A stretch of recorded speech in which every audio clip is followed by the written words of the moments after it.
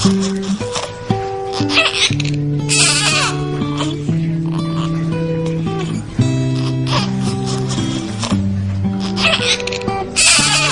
is Mercy Gunn, new to the world at 1 day old. The story is for her and all my daughters. It is also intended for all the daughters, moms, and grandmoms of the faith. It's written by me and my husband who's behind the camera, and we believe this is a crucial message. Inspired by the writing of the reformer John Knox, we intend this movie as both a word of encouragement to the faithful and as a blast of admonition against what we call the monstrous regiment of women.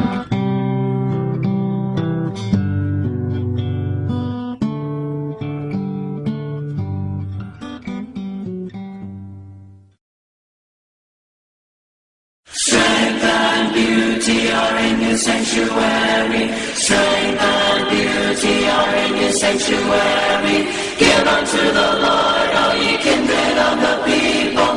Give unto the Lord the glory due unto His name. Bring an offering and come into His courts. His courts.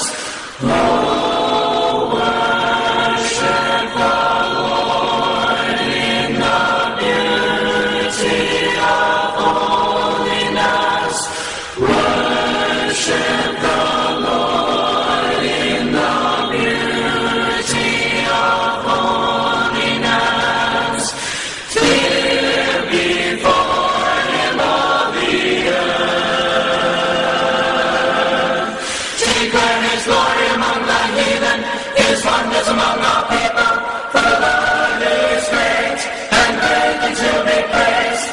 Honor and majesty are before Him. Declare His glory among the heathen, His wonders among our people. For the Lord is great and greatly to be praised. The Lord is great and greatly to be praised.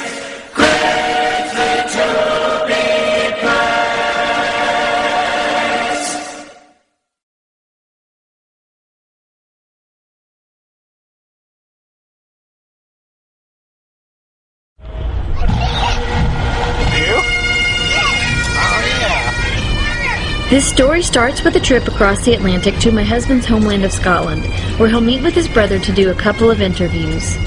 We wanted to learn about the essay that lends its title to this movie and also find out more about its author, the famous 16th century reformer John Knox.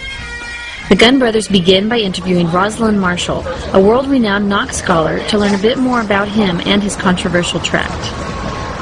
This statue of John Knox, which I'm standing beside, is in St. Giles Cathedral, and of course Knox was minister of this church from 1559 until he died in 1572.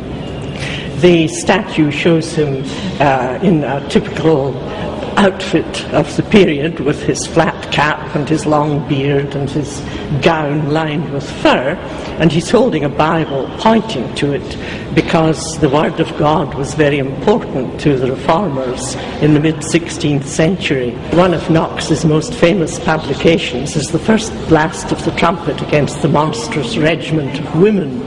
Now, the very name is enough to enrage feminists everywhere, and most women as well, but there's a general misunderstanding about it. The word regiment doesn't mean part of an army in the 16th century, so it wasn't called the monstrous army of women on the march.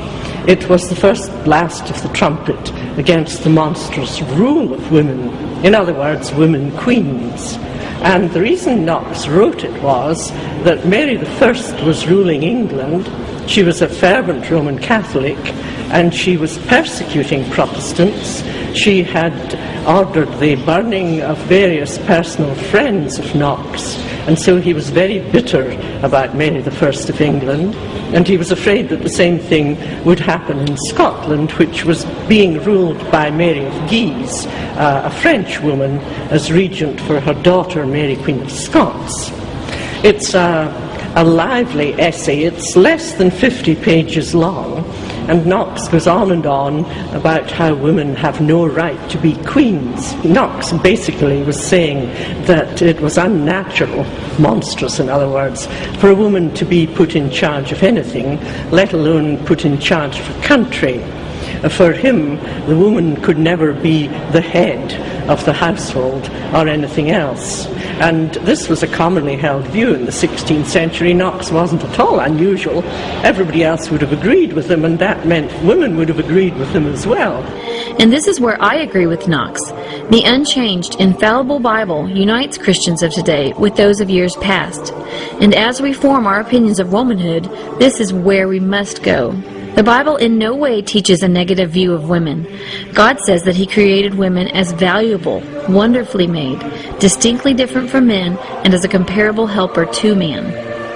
The Bible is full of wonderful examples of womanhood, from Titus 2, Proverbs 31, Esther, Ruth, Sarah, Abigail, Phoebe. Even wisdom is pictorially described as a woman. The church likewise described as the bride of Christ. Women are often set as examples of faithfulness and diligence in parables, and were a part of the closest group in fellowship with Christ during His earthly ministry. There is no cookie-cutter approach to womanhood in the Bible. Some were converted prostitutes, one heroically saved God's people from persecution, and another even slammed a tent peg through someone's head. Others show up as true villains, such as the betraying Delilah and the appalling Jezebel. If the women in the Bible are one thing, it would be this, that they are real. I think you have to understand how they saw the Bible. For people like Knox, their ministry was Christocentric. The core of their ministry was Christ crucified. So I think people like Knox would find the accusation that their ministry is unchristlike actually quite surprising.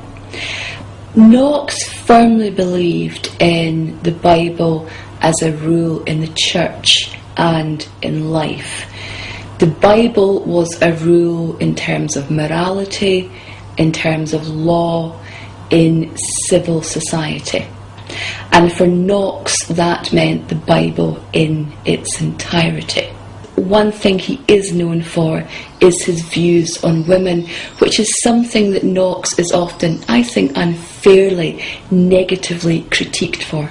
People's, in fact, in some ways misreading of the monstrous regiment has overshadowed other aspects of Knox's work and Knox's thinking, in which he explicitly recognises the contribution of godly women.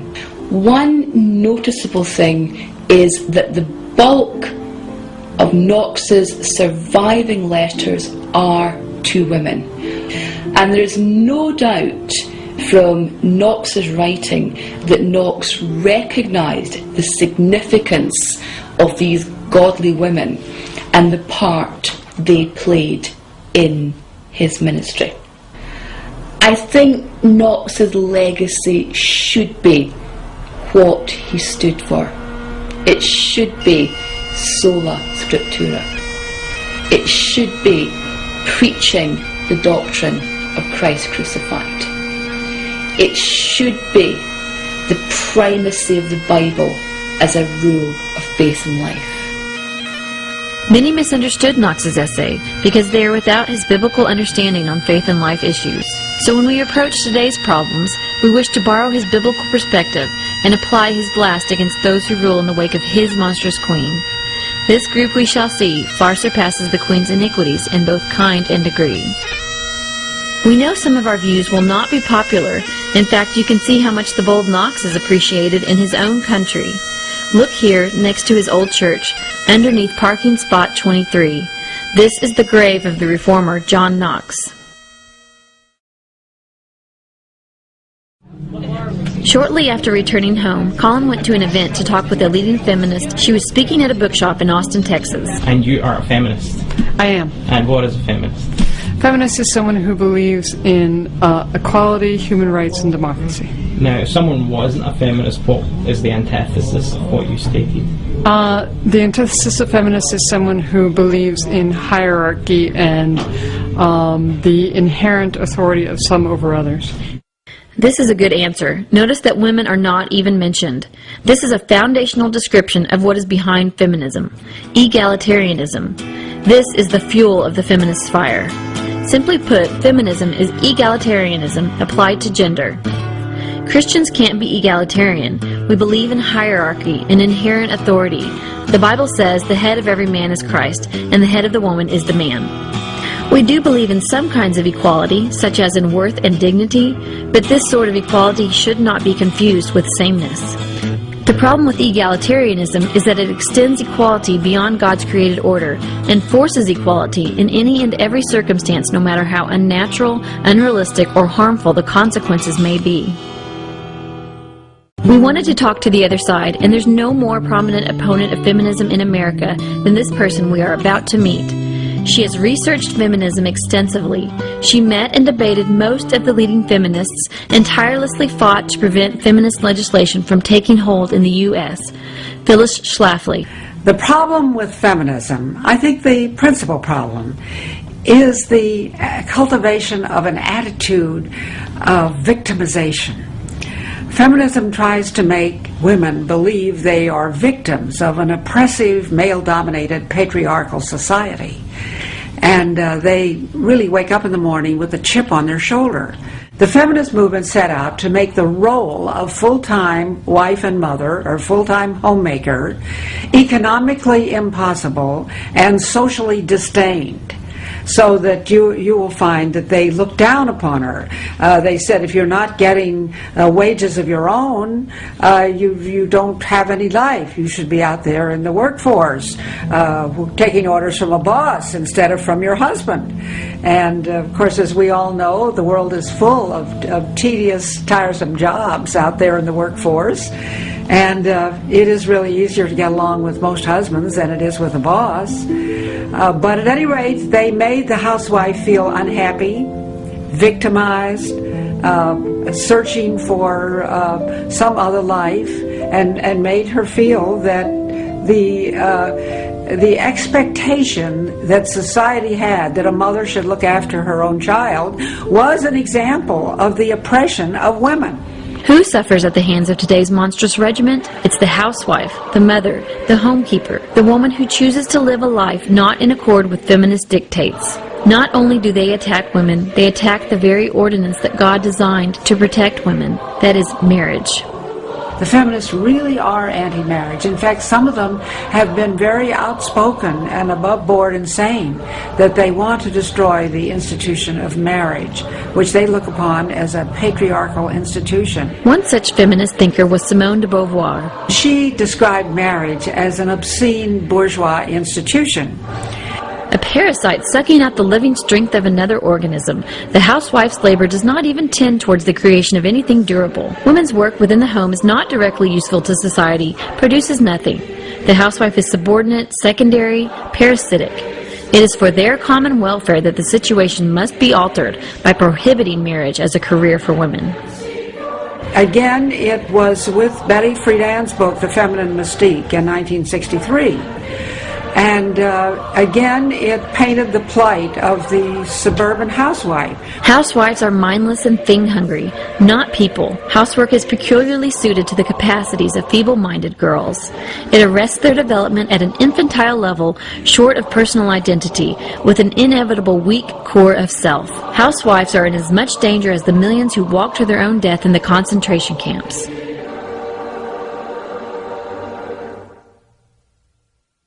To say that being a housewife likens you to a concentration camp victim is just an incredible insult. It also reflects a complete lack of knowledge of what really goes on in a home. She was a well-known member of the Communist Party in America. That is not told in any of her obituaries. It's not in the feminist histories of Betty Friedan. It's not in her biographies, but it's there in her own writings. She really liked Engels and Marx and believed in their vision of getting rid of the patriarchal family unit. We don't want the father in charge earning the bread and the mom staying at home with the kids. We want it flipped. We want moms to be able to go out in the workforce. In fact, we'd rather have both parents gone and the children in the hands of the state. And again, that just traces right back to Marxism and socialism. It's far better for the state to run everything and decide how our lives will be than for individual families to have that autonomy. Karl Marx and his associates at the time, Friedrich Engels in particular I'm thinking of, knew from personal experience that you cannot bring a culture into subjection, you cannot bring a nation under communism and Marxism until you destroy the Christian family with the father at the head. You can't have an all-equal society until you have forced everybody into some niche in the job field and the children into the state-run schools, because you've got to get the minds of the next generation. The whole idea of universal daycare, which feminists are always fighting for, to have the government set up daycare, is really a socialist idea. It was the way all socialist systems provided daycare. And this is going to be paid for by the people who don't have any use for the daycare, because they involve taxing the one-income family in order to give a benefit to the two-income family. In 1950, 2 out of 3 American families looked like this: breadwinning dad, children, stay-at-home mom. Feminists agitated the workplace with tales of glass ceilings and pay gaps. Employers were told to adopt hiring quotas, offer free daycare, and generous pregnancy leave. The feminists then went to the legislature and courts and asked for force to back up their ideology. They needed to help the most downtrodden member of society. That's right, the feminists. Today, only 1 in 6 families follows the traditional model. Equal pay laws ended the possibility of a family wage. The Christian family is forced through redistribution to subsidize a host of anti-family practices. It is now much harder for women not to work. Many women realize, and often too late, that if feminism has accomplished anything for them, it is not choice.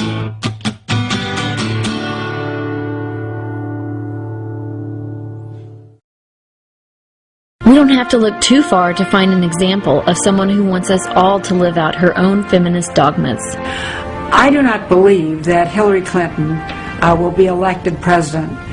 She is not a likable woman, and I just don't think people want to elect somebody who fundamentally is not likable. She's angry about lots of things, and that isn't the kind of person we want to lead this country. Her face looks harsh. She seems mad at everything, and is not passionate about her. I mean, she is passionate about her anger, but she's always angry about something. She is the feminist par excellence, really. She always has worked. She had 1 child. She has absolutely no sympathy for the homemaker. In fact, at one time when she was criticized, she said, well, what am I supposed to do? Stay home and bake cookies? The Bible makes it very clear that a woman is not to rule over a man. And it doesn't just say in the church, it says a woman is not to rule over a man. In Isaiah, it says even that it's a curse when we have women and children ruling over us. And so we need to be really cautious about embracing that. Deborah is the example that women hold up as to where the Bible says, oh, a woman can hold political office. What about Deborah? But Deborah was not doing it because that was the best choice or because it was even a goal that she pursued herself. She was placed in that position because she was a wise and godly woman, and there were no men who would step up into the leadership. Every man was doing what was right in his own eyes, and it was a sad day when it had to be Deborah doing it. It's not something a woman should be pursuing as her goal in life. The bottom line is God created men for leadership. And he clearly tells us in his word that when women are in leadership, it's a sign of a curse on a nation.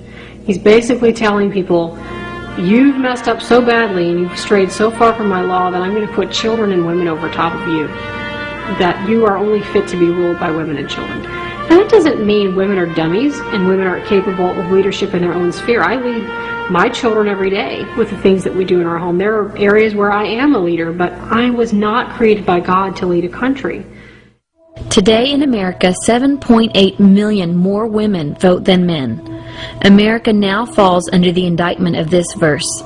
As for my people, children are their oppressors, and women rule over them. The men of the suffrage era were willing to abdicate their dominion role to the extent that they were ready to give up half of their electoral power to women. Many women understood this at that time and opposed female suffrage. The 19th Amendment can be seen as the point in American history when the father ceased to sit in the gates as a representative of his family's interests. Individualism and self-interest would now be the principal approach to the ballot box. Security, protection, and provision, once the priorities of the father, soon passed to a paternalistic state, which from that point on has continued to expand radically far beyond its constitutional bounds. But this is not the full story. The biggest change we have seen is in the hearts and minds of women. Most of them now aspire to the workforce rather than marriage. It is the expected path for young girls. Which young girl hasn't been asked, what are you going to be when you grow up? Few would expect or accept the answer of housewife or mother. The fact is that if you ask people, you will get small numbers who will identify themselves as feminists. And yet, many of the women who would say, oh, I'm not a feminist, they're living the life that feminists said they should live. We learned that an important writer was speaking nearby on the subject of women in work. Colin went along to ask some questions. I wanted to encourage young women to listen to their inner voices as they choose their path in life, not only to listen to what culture and society says they should do, but rather to follow a path dictated by what they enjoy the most, what they derive the most satisfaction from. If I listen to my inner voice, it's really difficult. You've got your parents telling you what you should do, your husband, your kids, just society. It's hard to be opposite alone with your inner voice. Sometimes your inner desire may be totally insane and crazy. And I don't know. I don't know if it's 100% right all the time. I think it's mostly right. I basically believe that human nature is fundamentally good and that you can trust it if you encourage it to bring out what's inside. Listening to your inner voice and believing that human nature is fundamentally good might be seen as good practical philosophy. But from a Christian perspective, we must reject both. As for listening to your inner voice, the Bible says, the way of a fool is right in his own eyes, and that there is a way that seems right to man, but the heart is deceitful above all things. Also, human nature is not fundamentally good. In fact, the Bible said that none is righteous, and that the imagination of a man's heart is evil from his youth. If you're listening to your own inner voice, then you're setting the law, you're setting your parameter, and you're setting your moral character. And I don't think that I set a very high moral character. I think the Lord holds me up to a much higher standard than I hold myself to. Our friend Kathleen Smith is a former student at SMU where she was training to join the ministry. My husband felt a call to go into the ministry. He left his lucrative law practice. We moved, sold everything we could, and moved into the dorm and began studies at Perkins School of Theology. The feminism at Perkins and at SMU was very open and very blatant. I had pastors tell me I needed to be in the ministry as opposed to being at home. And there was a call. They really did want women in the ministry in this denomination at that time. And eventually I felt like maybe I was supposed to do that, and I had to be willing to do that. And so I began studies. When I started classes, I was doing very well. I had top grades, and I was learning a lot, but I was miserable. Our children were miserable. My husband was miserable. I cried all the time, and I just constantly was asking, what am I doing? What am I doing? And one day I sat out on the bench outside of Perkins Chapel, and I was crying, and people were walking by, and I didn't care. And one of my dear friends came and sat next to me, and she hugged me, and then she began to tell me that I needed to stop this, that if I was a Christian and I was called to serve, that I had to give up my husband and I had to give up my children. And I knew she was wrong. But I went home and I asked my husband, what is it I'm supposed to do? Am I supposed to leave you? And he said, no, God does not call us to a conflicting service. And I was released and I was free, and I could believe the Bible again because it was true. And I am so delighted to be home and to be a homemaker and a homekeeper. We have 5 wonderful children, 3 of which would not be here had the Lord not delivered us.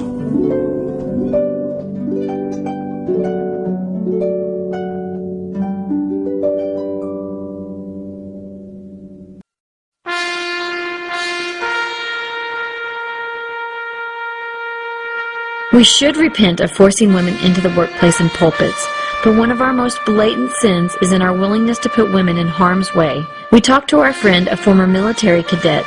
Here's her experience. She asked to remain anonymous in this interview.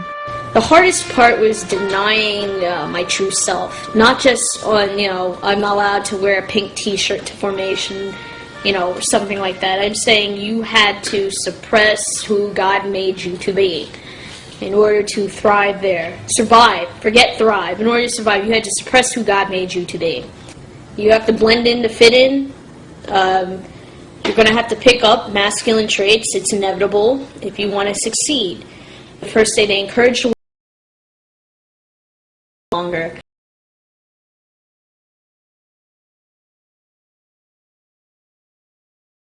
Because the men had to shave their head. The women should cut their hair at least. Thank God they didn't ask us to shave our heads, but it was more so that the men would accept us. We had to keep up with the men on the daily routines, jogging and push-ups and all that other physical training, jumping over walls. But when it came to the test, they had a variance for women to kind of, it's called gender norming. And, if a man was required to do 10 pull-ups, a woman was required to do 3. So the men weren't too happy with that, with the gender norming. They thought that, why are they here if they cannot pull up their own body weight to the same amount, that we can? Worst case, some point in time during the training, they would have a crying fit. We'd get yelled at, spat on. There's one guy who just loved to spit on people, And that, part of the reason for that was to give you nerves of steel, so that under pressure you could perform. Some who were sexually assaulted, it was basically like attack on their soul. I mean, that's the best way I can describe it. And some just never fully recovered from that at all. Or if they did recover, it was just horrible. The environment for some was just, it was damaging, really. Not only have mixed-gendered troops brought sexualization to the military, but through the egalitarian lies about physical ability, we now have seriously deficient troops where we need it least. The question is, could women in the military cost lives? It's possible. I would say it depends on the situation. It depends on the amount of training. It depends on what's physically being required. It is possible that they can cause lives, in my opinion.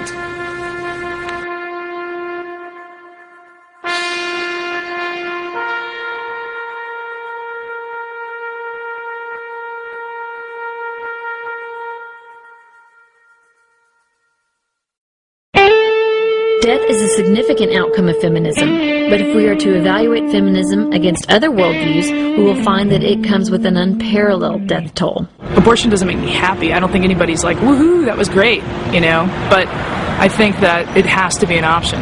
It has to be an option, or this, you walk around, like today, I saw these 2 homeless guys walking down the street, and I'm like, I wonder if anybody's ever going to do an ad for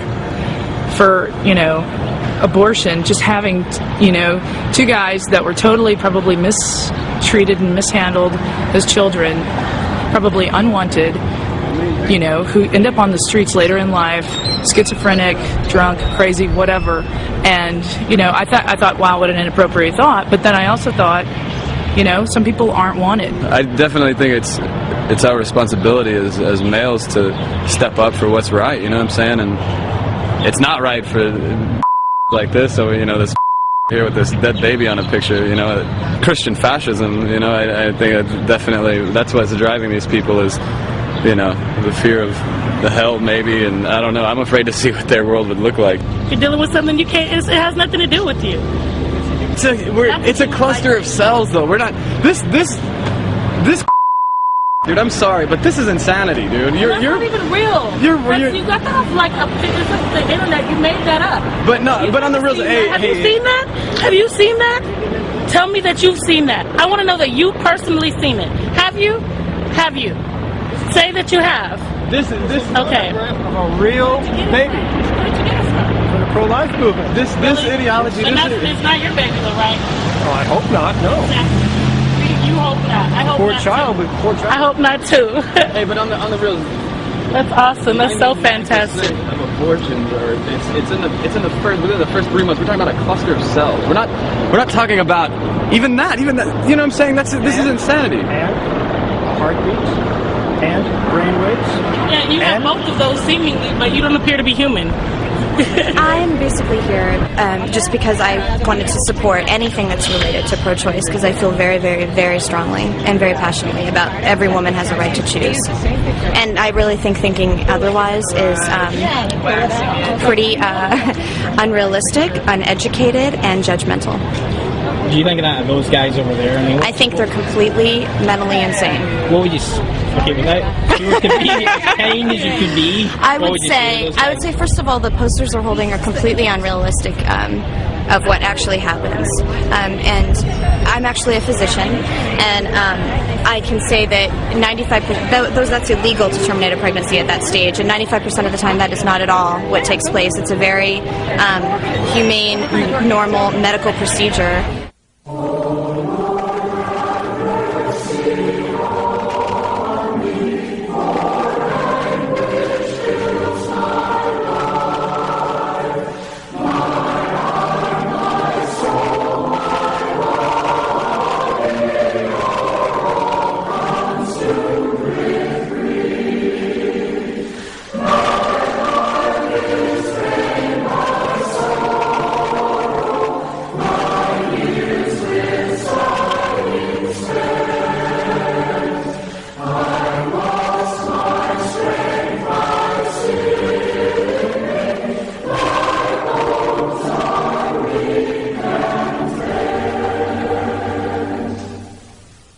I've always believed that women have a right to their body and a choice, and I was blessed that I got pregnant when I wanted to, and again when I wanted to, but a lot of women have other circumstances that they shouldn't be forced into a situation that could possibly make them bad mothers, resent their children, resent themselves, not do as well in life. And it ultimately isn't just about life and death, it's about quality of life. And if you can't offer quality life, life itself it's not enough. I understand that it is, the idea of abortion is very hard, killing a child, and to me, the minute I became pregnant, my child became my child. But on behalf of other women, it's just a bad circumstance sometimes, and they're men. They can't understand. If you notice, all of the protesters out here are men.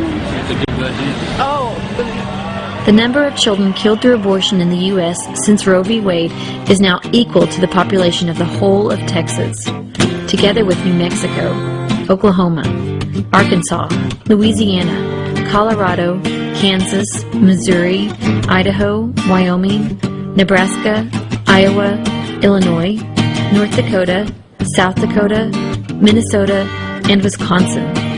This is an unparalleled Holocaust. That's a September 11th attack every day in America. Yet it's not Al-Qaeda that's attacking.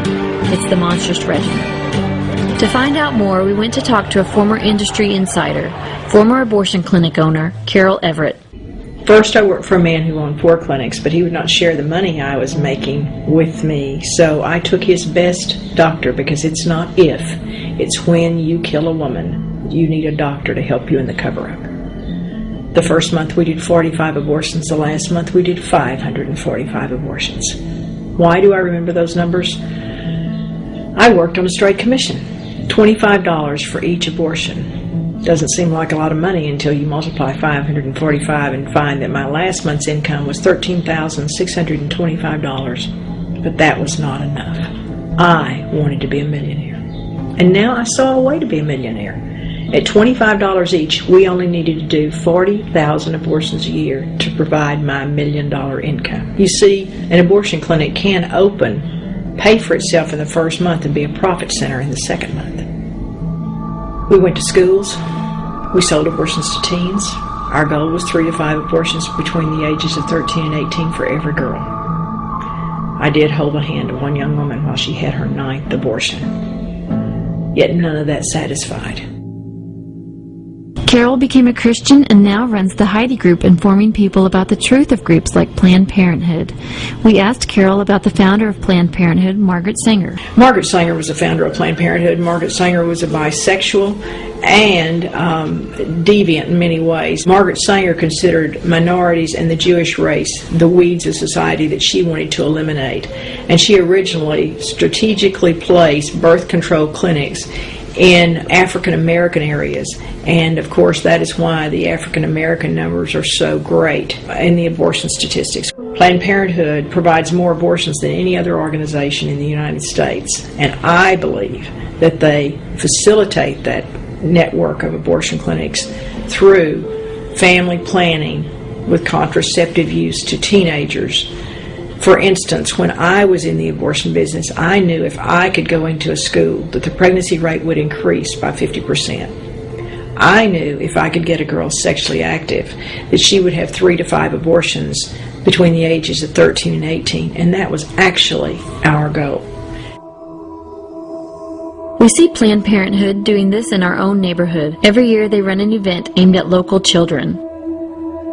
They're not here to do anything kind and nice and sweet to these children.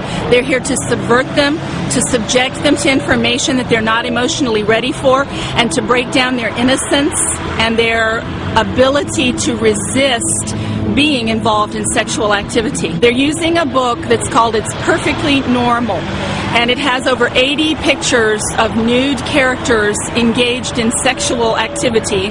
We believe that we're giving kids information that they may need right now, but we're pretty sure they're going to need it later. Okay. Which is why we give out the now and later candies. I don't know if you know about that. And each room has a theme, by the way. We have one room up there with tents in it. Oh, okay. It has a camping theme. We have another room that has some mattresses on the floor, and they're having a slumber party. That's the 5th grade girls, which is real appropriate for that age. And in the 5th and 6th grade, it's back to intercourse. But now someone comes in and gets them to laugh about their parents, because if they laugh about their parents, they will not go home and tell their parents what they talked about. They're part of the problem. You talk to them about birth control and how you can give them birth control pills, and when they come into your clinic, our clinic gave them a low-dose birth control pill that we knew they would get pregnant on. How did we do that? We prescribed a birth control pill that in order to provide any level of protection had to be taken accurately at the same time every day, for we knew one thing about teenagers. They don't do anything at the same time every day, and we could look at the statistics and tell that any time she went on any method of birth control, that sexual activity went from 0 once a week to 5 to 7 times a week. The pill would not work, and we could accomplish our agenda of the 3 to 5 abortions between the ages of 13 and 18. We asked the Planned Parenthood director what she thought of abstinence-only education. And so those kids are getting fear-based, abstinence-only till marriage messages. We agree, it is fear-based. It should be. The fear of the Lord is the beginning of knowledge, and Planned Parenthood is harmful because it removes the fear of God, together with the fear of consequences. Our dear friend Dana was one who took to heart some of the feminist lies of Planned Parenthood. Here's her story. Being in college with the very feministic mind that I'm going to have a career and a woman has choices and we can do all that we want to do. That same mindset comes into play when I get into a relationship with a young man and become sexually active in that, and then I get pregnant. And I go to some of the girls that I'm in school with, and never once would they say, "You just need to keep this baby." It was, "Oh, you just need to go get an abortion. You're going to be a doctor. You can't have a baby. You already have 2 boys to take care of. Just go down and get an abortion. It's going to be okay. You're going to be a doctor." And I remember it just resonating in my mind that that's right. I've got to become this doctor. I've got to become successful, and this baby, or fetus, as they'd like to say, is going to be a hindrance. Apparently, our mothers and fathers have raised us to get careers, and we better do it.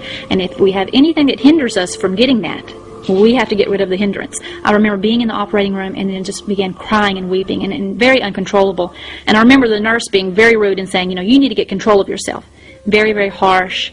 And I remember it being over with and going home and thinking, what have I done? And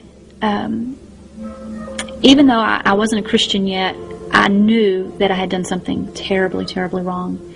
And they will convince you every which way that this is your free right, this is your choice. It's a wonderful to be able to make a choice to do this kind of thing. But they're not the ones that have to live with it in the end, especially when the realization comes that it was actually a living child. And I remember being in college. This is how I found out that it was a baby that was fully formed. Is I walk into my class, and here we're going to study the gestational periods of fetuses, and I'm like, oh, we know all about that. And they show a baby at 6 to 8 weeks on the screen up above, and I just was in shock. I thought, that is what my baby was, fully formed, head, arms, legs, eyes, little fingers, little toes. And I just broke down. I just ran out and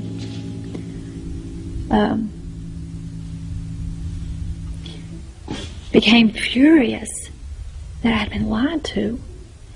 And it's the deception. You trust people in authority. It makes me very sad, and then it also makes me very angry, because the sad part comes from the years that I've spent not pouring myself into my husband and my marriage, into my children. And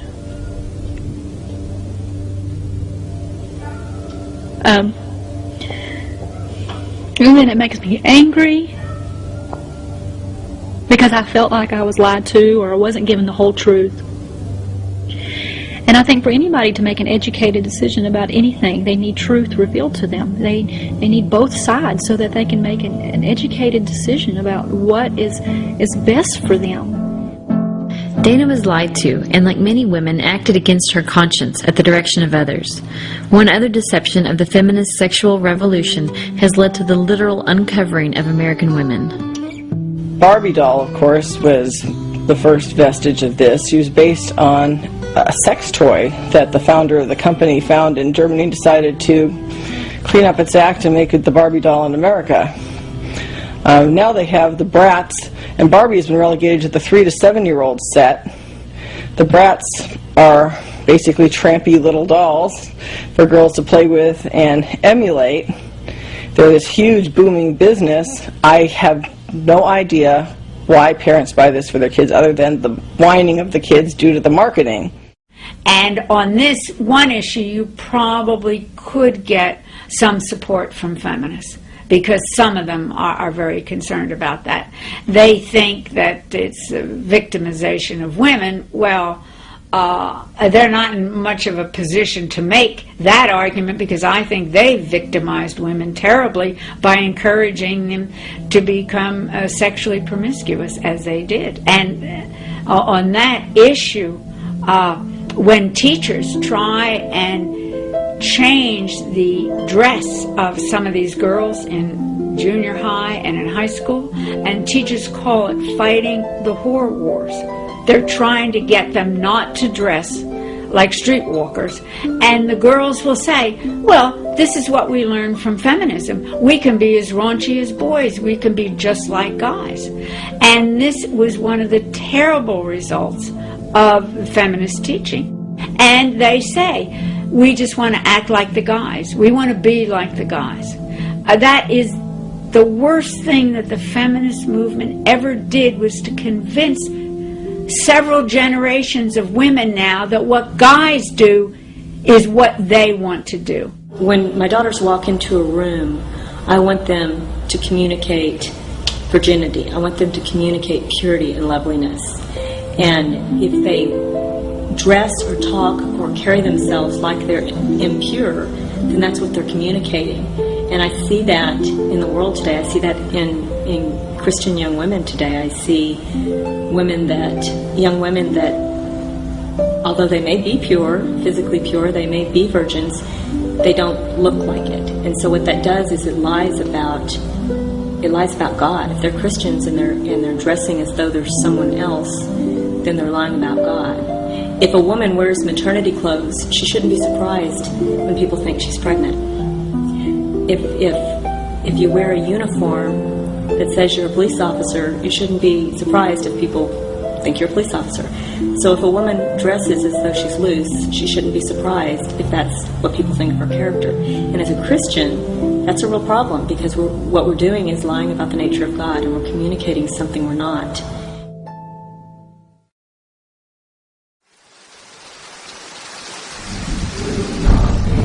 As women, we need to see whether we are conforming to the pattern of this world or being transformed by the renewing of our minds.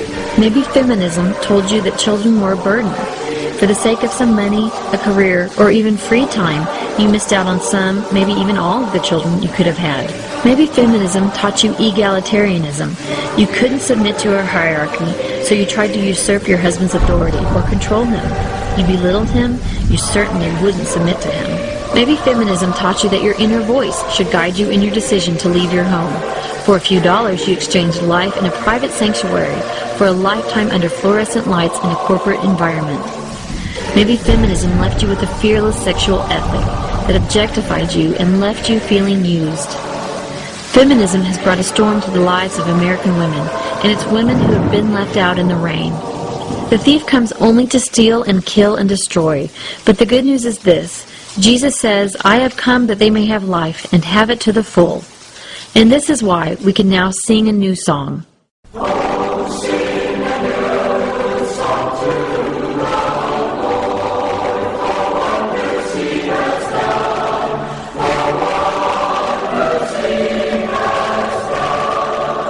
Return to your home. If you are wise, you will build up your own house. If you are foolish, you will pull it down with your own hands. The home can be your sanctuary, a wonderful place of service, peace, happiness, and blessing.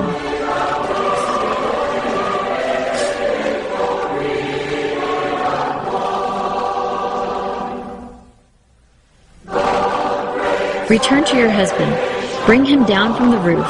Men are sinners too, but they can be a great blessing to you if you let them. Don't believe the way that men are represented. The TV schlep, the stereotypical buffoon who can't do anything. The media has been preaching man-hating feminism to us for years. It's time to do something about it.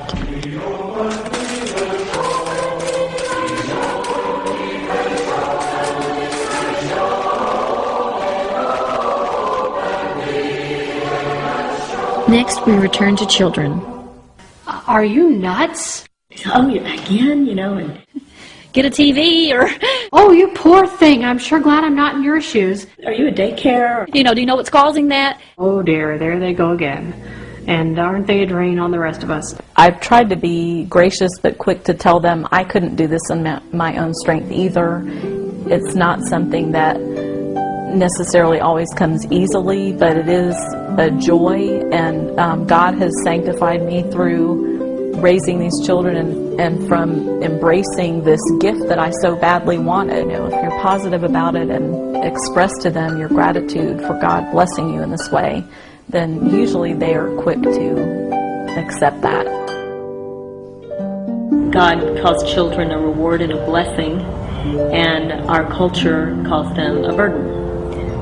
Don't have too many, because you can't afford it. You won't have time for yourself, and they're too expensive. They have you'll have more fun with them if you don't have so many. All these reasons why we shouldn't have too many children. But God calls them a blessing. He calls them a reward. He calls them arrows in the hand of a warrior. And I believe that's exactly what they are. We're called to raise up godly seed for His glory.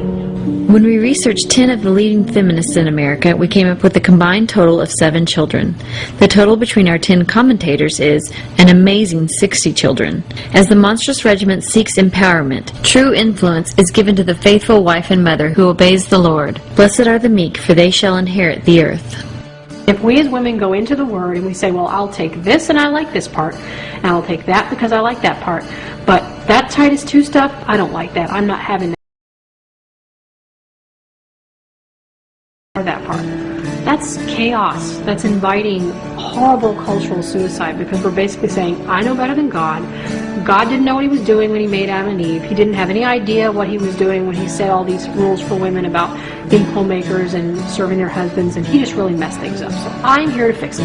When we embrace the role that he has given us to fulfill, then we can find joy, we can find peace, we can find fulfillment in ways that we never even dreamed of, and we will have something that will stay with us for eternity. We are made so wonderfully and beautifully, and God has gifted us to do things that men can never do, and not do the way that we do them. A man cannot be a mother. A man cannot be a wife. Some men are not very good homemakers.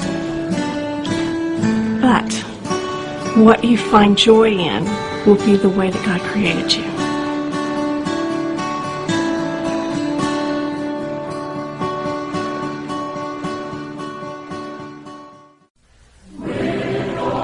I might not look to a feminist like a liberated woman, but freedom hasn't been won for me by the ballot box, or a protest, or a convention. True freedom means being free from the bondage of sin, free from the curse, freedom from condemnation, and freedom from feminism. I am free to be a woman, wife, mother, and homemaker with all the blessings God intended that to have. My daughters will know this truth too, and they, like me, will aspire to the highest calling of a wife and mother, whose worth is found far above rubies or worldly gain. As women, we might find that when we look for liberation, it quite surprisingly comes to us through a man, who is also truly God. Therefore, if the Son makes you free, you shall be free indeed.